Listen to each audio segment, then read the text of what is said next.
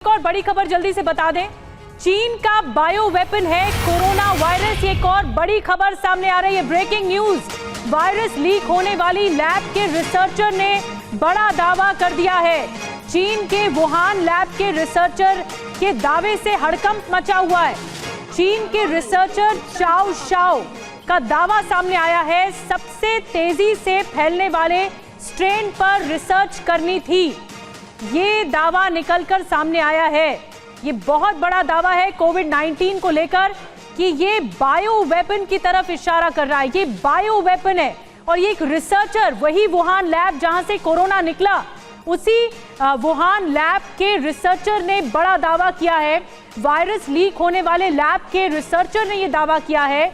चीन के Wuhan lab के रिसर्चर है ये, जिसकी वजह से हड़कंप मचा हुआ है और दुनिया में सनसनी मच जाएगी इसको लेकर। चीन के रिसर्चर चाओ शाओ हैं जिन्होंने दावा किया है।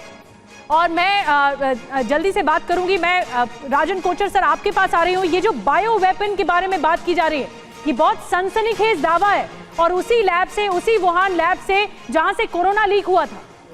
देखिए, ये दावा 2 साल पहले भी हुआ था और चीन ने उस साइंटिस्ट को जो इस इंफॉर्मेशन को लीक कर रहा था, न्यूज़ में ये भी आया था कि उसको मरवा दिया गया था।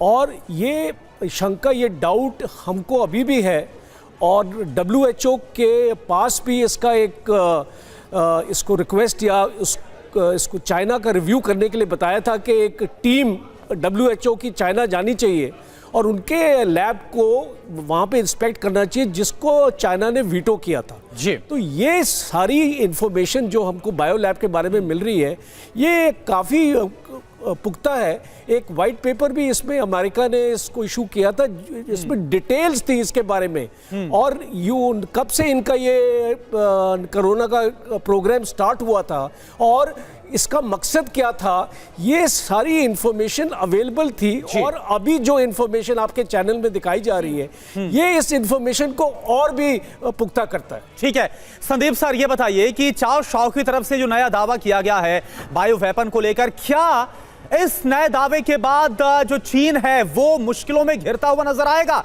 या फिर पहले की तरह एक बार फिर से तमाम बातों को दरकिनार करके दबा देगा? देखिए, जो बायो वेपन का जो अभी आपने बताया कि जो दावा आया है, पूरे कोविड के दौरान हमने देखा है, बहुत इनिशियल फेज से देखा है कि ये वायरस कहाँ से निकलता है और जो चाइना का रोल क्या होता है। तो मुझे लगता है कि इस तरह का जो भी क्लेम्स बाहर आ रहे हैं, उनका अपने कहीं ना कहीं उसमें सच्चाई होगी, जरूर होगी। तभी एक रिसर्चर जब इस चीज़ को बता रहे हैं, सवाल इस बात का है कि चीन एक डिस्टेबलाइज करना चाहता है ऑर्डर को और किसी भी तरीके से, तो बायो वेपन उसका सबसे अच्छा टूल हो सकता है और उसने किया भी। तो ये जो दावा है, जो मेरा मानना ये है कि दावा अपने आप में हो सकता है कि सही दावा। सर जल्दी से एक कमेंट निनाद सर मैं आपसे लेना चाहूंगी, ये जो बायो इंजीनियरिंग कोरोना वायरस है, ये क्या है? मतलब पूरी तरह से ये जो आरोप लग रहे थे चीन पर कि ओरिजिनल नहीं है, ये कोई वायरस नहीं है, इसे बनाया गया वायरस है, बायो वेपन है ये।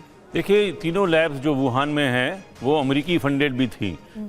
It was an American funded research project. अब हमारे को ये कहना तो मुश्किल है कि ये वेपनाइज करना था या इसको रोकने के लिए, कि कुछ ऐसा हो तो रोकने के लिए आपको पहले क्रिएट करना पड़ता है on A lab scale.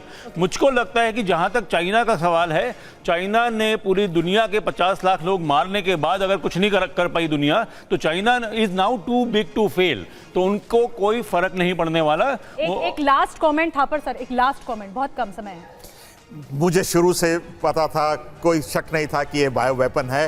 It's a bio weapon gone wrong, उनसे कंट्रोल नहीं हो पाया और फैल गया। तो उन्होंने तो ये बहुत बड़ा दावा है जो चीन के वुहान लैब से ही निकला है और आरोप चीन पर पहले भी लगते आ रहे हैं कि कोरोना वायरस को जानबूझकर फैलाया गया पूरी दुनिया में और दहशत फैलाई गई। फिलहाल बहुत बहुत शुक्रिया आप तमाम खास मेहमानों का।